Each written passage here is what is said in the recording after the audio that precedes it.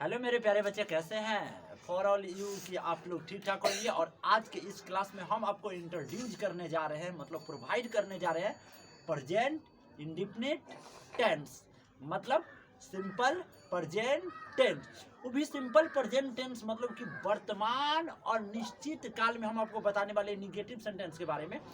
और negative sentence को हम लोग स्टार्टिंग पॉइंट से उसका सब्जेक्ट निकालेंगे, उसका स्ट्रक्चर क्या होगा, बनाने की तरीका क्या होगा, आई बी के साथ कौन सी वर्ब लगेगा, मेन वर्ब क्या होता है, हेल्पिंग वर्ब क्या होता है, डू नॉट का प्रयोग कहाँ पे होता है, डोंट का प्रयोग कहाँ पे होता है, डस नॉट का प्रयोग कहाँ पे होता है और डजंट का प्रयोग कहाँ पे होता है। आइए सब चीज़ के बारे में हम लोग डिटेल्स में बात करेंगे, एक्सरसाइज को भी लगाएंगे और प्लस में जितना सारे एग्जाम्पल होने वाले हैं सारे एग्जाम्पल को भी हम लोग क्या करेंगे, लगाएंगे। आइए सबसे पहले तो हम लोग जानते हैं कि निगेटिव सेंटेंस क्या होता है। जिस वाक्य में आपका नहीं का प्रयोग किया जाए ना, वह आपका निगेटिव सेंटेंस होता है। मतलब जिसमें निगेटिविटीज को दर्शाया जाए, परफॉर्मेंस किया जाए, वैसे सेंटेंस को हम लोग बोलते हैं निगेटिव सेंटेंस। मतलब जिस वाक्य में आपका नहीं शब्द जरूर मिले, जैसे मैं नहीं खाता हूँ मतलब हवा पी के रहता हूँ, सिंपल बात। तुम घर नहीं जाते हो, नहीं, तो ये नहीं वाला जो सेंटेंस आप देखें, ये टोटल के टोटल आपका निगेटिव सेंटेंस है। अब बात करते हैं कि इसका बनाने का कौन सी फॉर्मूला अपनाएंगे, ढांचा होगा जिसपे आप सवाल को क्या कर पाएंगे, बनाएंगे। इसका नाम होता है स्ट्रक्चर, STRUCTU वाली। स्ट्रक्चर का मतलब बनावट होता है। आप बनाएंगे कैसे, तो मेरे प्यारे बच्चे हम आपको बता दें कि सबसे पहले आपको सब्जेक्ट लगाना है, और सब्जेक्ट के बाद यदि डू लगने वाला होगा तो डू लगाइएगा, या डज लगने वाला होगा तो डज लगाइएगा। और उसके बाद हमेशा आपको नॉट लगाना है मेरे प्यारे बच्चे।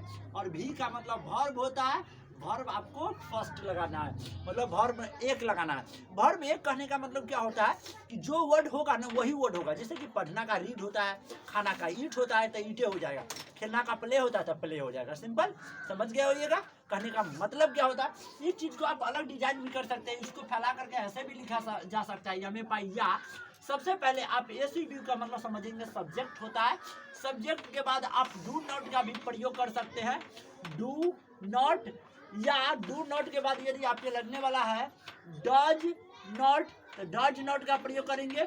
उसके बाद आपका वर्ब फर्स्ट का प्रयोग होगा, तो भी का मतलब समझेंगे कि आप वर्ब है और वन ऊपर डाल रहे हैं, इसका मतलब वर्ब वन का प्रयोग हम लोग करेंगे। आया होगा समझ में, इट इज डन। यदि आपको ये चीज समझ में आ गया तो आगे चलते हैं। इस चीज को आप अलग तरीका से भी क्या कर सकते हैं, डिजाइन कर सकते हैं। जैसे इसका नेक्स्ट लिखने का तरीका ये होगा कि सबसे पहले मेरे प्यारे बच्चे इसमें सब्जेक्ट लगाना होगा। और याद रखिएगा डू नॉट के बदले आप डोंट लिख सकते हैं। जैसे DON लिखेंगे, इसके ऊपर अपोस्ट्रोफ साइन का यूज करेंगे और प्लस में टी लगा देंगे, ये बन गया आपका डोंट। इसी का अर्थ होता है डू नॉट। या इसका अगला उपयोग भी ये भी कर सकते हैं, डज नॉट है ना, डज नॉट है तो इसको आप लिख सकते हैं डजंट। डजंट कहने का मतलब क्या होगा कि DOES रहेगा और यहाँ से O को गायब करके यहाँ पर अपोस्ट्रोफ साइन लगा देना है और प्लस में टी लिख देना है, ये आपका हो जाएगा डजंट। मतलब आप पूरा नाम न लिखे उसका शॉर्ट नाम लिख सकते हैं। अगर जब आपसे कभी भी पूछा जाए कि डू नॉट का शॉर्ट नाम क्या होता है, डोंट होता है, और डज नॉट का शॉर्ट नाम क्या होता है, डजंट होता है। उसके बाद आप वर्ब वन का प्रयोग कर लेंगे। प्यारे बच्चे, ये हमारा स्ट्रक्चर हो गया।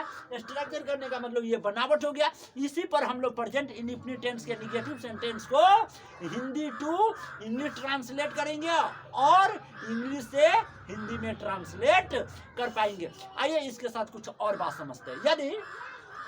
यदि मेरे प्यारे बच्चे आप जानते हैं कि यदि सब्जेक्ट में आपका यदि फर्स्ट पर्सन है मेरे प्यारे बच्चे, फर्स्ट पर्सन कहने का मतलब प्रथम पुरुष। यदि मेरे प्यारे बच्चे सेकेंड पर्सन है, यदि ये सब टोटल का टोटल पर्सन होते हैं तो मेरे प्यारे बच्चे इसमें डोंट का प्रयोग करते हैं, डू नॉट का प्रयोग करते हैं, अर्थात डोंट का प्रयोग करते हैं। इस फर्स्ट पर्सन कहने का मतलब यदि आपके सब्जेक्ट में आई मिल रहा है, बी मिल रहा है, तो ये आपका मेरे प्यारे बच्चे होते हैं फर्स्ट पर्सन। यदि आपके सब्जेक्ट में यदि यू मिल रहा है तो मेरे प्यारे बच्चे ये हो गया आपका सेकेंड पर्सन। और इसमें जो आपका यूज किए जाएंगे वो डोंट, डू नॉट या चाहे डोंट का प्रयोग किया जाता है। लेकिन इसी के साथ मेरे प्यारे बच्चे एक और होते हैं जिसका नाम होता है थर्ड पर्सन। थर्ड पर्सन मतलब अन्य पुरुष के साथ, अन्य पुरुष, तृतीय पुरुष, ठीक है। और तृतीय पुरुष में मेरे प्यारे बच्चे डज नॉट का प्रयोग किया जाएंगे और इसी डज नॉट का अगला संकेत होता है डजंट नॉट। और मेरे प्यारे बच्चे इसमें क्या होगा कि आपको ही मिल जाएंगे, ठीक है। ही होगा तो आपको डज नॉट लगाना है, सी होगा आपको डज नॉट लगाना है, ईट होगा आपको डज नॉट लगाना है, राम होगा आपको डज नॉट लगाना है, सीता होगी आपको डज नॉट लगाना होगा। आई होप ये सारी चीजें आपको समझ में आई होगी। और याद रखिएगा निगेटिव सेंटेंस में क्या बताएंगे कि निगेटिव सेंटेंस में जो मेन वर्ब होंगे, जैसे कि मेरे प्यारे बच्चे मैं आपको बता दूं कि MAIN मेन वर्ब, यदि मेन वर्ब होंगे और मेन वर्ब का वाक्य यदि टोटल के टोटल निगेटिव है, क्या है निगेटिव सेंटेंस है,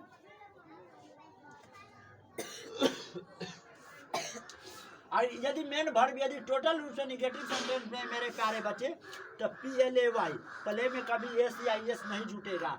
जैसे कि ईट मतलब खाना, खाना में कभी ESES नहीं जुटेगा। जैसे कि मान लीजिए पढ़ना, पढ़ना का रीड होता है तो आप इसे पहले SEIS जोड़ देते थे, लेकिन निगेटिव सेंटेंस होने के कारण ये मेन वर्ब। और प्ले का मतलब खेलना, ये आपका मेन वर्ब हो गया।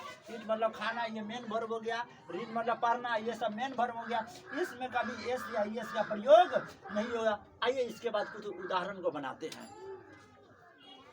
हाँ मेरे डियर स्टूडेंट्स सब, मेरे प्यारे भाई, इसमें बताना ये है कि हिंदी का इंग्लिश में ट्रांसलेट कर देना है, ठीक है। हिंदी का इंग्लिश में, और सारी स्ट्रक्चर ढांचा यदि हम आपको बता ही दिए हैं तो फिर बनाने में किसी प्रकार का प्रॉब्लम नहीं होगा, ठीक है। देख रही हो ना, ध्यान से देखो। मैक आई होगा मेरे प्यारे बच्चे और नहीं लगा है मतलब निगेटिव सेंटेंस है, तो यहाँ पर डोंट का प्रयोग कर सकते हैं या चाहे डू नॉट का प्रयोग कर सकते हैं। और खाना का ईट हुआ, ये आपका मेन वर्ब हुआ, तो इसमें SEIS का प्रयोग नहीं होगा। तुम का मेरे प्यारे बच्चे यू होता है, यू के साथ आपका डू लगेगा, ठीक है। नहीं का आपका नॉट लगेगा। और जाना का मेरे प्यारे बच्चे गो टू, कहाँ जा रहा है स्कूल, तो जाना का सामने हमेशा गो लिखते हैं, कहीं पे जाते हैं तो टू का इस्तेमाल करते हैं, गो टू स्कूल, विद्यालय जाने का काम करते हैं हम लोग। तो मेरे प्यारे बच्चे हम लोग का बी होगा और बी के साथ डू नॉट लगेगा क्योंकि ये निगेटिव सेंटेंस है, ठीक है। और खेलना का क्या होता है प्ले, PLY प्ले। और क्या खेलना है फुटबॉल, प्ले द फुटबॉल लिख सकते हैं। प्ले नहीं, खेल के नाम में कभी भी द का प्रयोग नहीं किया जाता है, तो FOOTBALL फुटबॉल। वह नहीं गाती है, कोई लड़की है जो नहीं गा रही है, तो इसका सी होगा। लड़की के साथ हमेशा डज का प्रयोग होता है, ठीक है। और निगेटिव है तो नॉट लग जाएंगे। और ठीक है, गाना का क्या होता है सिंग होता है, इसमें ES का प्रयोग नहीं किए जाएंगे, ठीक है। श्याम, श्याम एक को लड़का है ना, तो श्याम थर्ड पर्सन हो गया, तो इसमें डॉस नॉट का प्रयोग किए जाएंगे, ठीक है। क्या करने का काम कर रहा है, अच्छा लड़ रहा है बेचारा ना, नहीं झगड़ता है। झगड़ना का क्यूरल होता है QUARRE आल बन के तैयार। वे लोग का मेरे प्यारे बच्चे दे होते हैं, और दे हो गया, ये जो हो गया आपका प्लुरल हो गया, तो इसलिए इसमें लगेगा डोंट, डू नॉट। और समझना के मेरे प्यारे बच्चे होता है अंडरस्टैंड, अंडर स्टैंडिंग, अच्छा स्टैंड भी बोल सकते हैं, ठीक है। मेरी गाय, तो मेरी गाय के मेरे प्यारे बच्चे बोलेंगे माई काउ, ठीक है। एक को गाय है, ठीक है, एक को गाय है, तो यहाँ पे प्रयोग किए जाएंगे डज नॉट। क्या देने का काम करती है, दूध देना का होता है give milk, GIV give MILK बन करके तैयार। उसी के साथ मेरी गाय, तो माई और बहुत सारे गाय, एक लिए लग चुका है ना, तो इसमें बहुत सारे गाय है, इसमें हो जाएंगे आपको काउज। और बहुत सारे गाय जब हो गया तो डज का प्रयोग ना होकर डू का प्रयोग होंगे, डू नॉट। और दूध देना का वही होगा गिव मिल्क। मेरे प्यारे बच्चे इसी के साथ आप लोग एक्सरसाइज को बना लेंगे। बाकी for the rest all the best, see you again, meet you next class. चलो बना।